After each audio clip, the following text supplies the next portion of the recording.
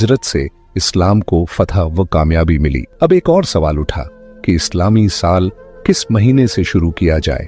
कुछ ने कहा रमजान से आगाज होना चाहिए, मगर हजरत उस्मान गनी रजी अल्लाहु अन्हु ने फरमाया जिस महीने में हुजूर ने हिजरत की वही महीना साल का आगाज होना चाहिए। हुजूर अकरम सल्लल्लाहु अलैहि वसल्लम ने रबीउल अव्वल के महीने में हिजरत फरमाई थी, मगर हिजरत का इरादा और तैयारी माह ए मुहर्रम में ही कर चुके थे। इसलिए इस्लामी तारीख का साल मुहर्रमुल हराम से शुरू करना ज्यादा मुनासिब समझा गया। चुनांचे इस तरह इस्लामी साल को हिजरी साल कहा गया, जिसे उर्दू में ह से और इंग्लिश में AH से जाहिर किया जाता है। अब बात करते हैं हुजूर अकरम सल्लल्लाहु अलैहि वसल्लम की शख्सी जिंदगी की। आपके वालिद का नाम हजरत अब्दुल्लाह और वालिदा का नाम हजरत आमिना बिनते वहब था। आप सल्लल्लाहु अलैहि वसल्लम की पैदाइश से पहले ही आपके वालिद हजरत अब्दुल्लाह का इंतकाल हो चुका था, और जब आप 6 साल के हुए तो आपकी वालिदा हजरत आमिना भी इस फानी दुनिया से रुखसत हो गईं। इसके बाद आपकी परवरिश 8 साल की उम्र तक आपके दादा हजरत अब्दुल मुत्तलिब ने की, मगर 8 साल की उम्र में उनका साया भी सर से उठ गया।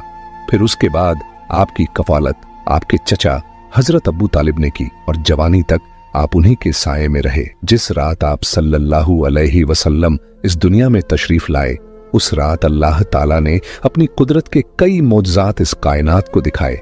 फारस का आतिशकदा, जिसमें 1000 सालों से आग जल रही थी, जिसे फारसी लोग पूजते थे, वो अचानक बुझ गया। किसरा का महल, जो शान शौकत की अलामत समझा जाता था, 2 हिस्सों में तकसीम हो गया और उसके 14 बुर्ज जमीन पर आ गिरे। दरियाए सावा, जो सदियों से सूखा हुआ था, उसमें पानी चलने लगा, और दरियाए समावा, जिसमें हमेशा पानी जारी रहता था, वो अचानक सूख गया। दुनिया के तमाम बुतकदे, जहां लोग बुतों की पूजा किया करते थे, वहां मौजूद सारे बुत मुंह के बल जमीन पर गिर पड़े। जितने भी बादशाहों के तख्त थे, टूटकर जमीन पर आ गिरे।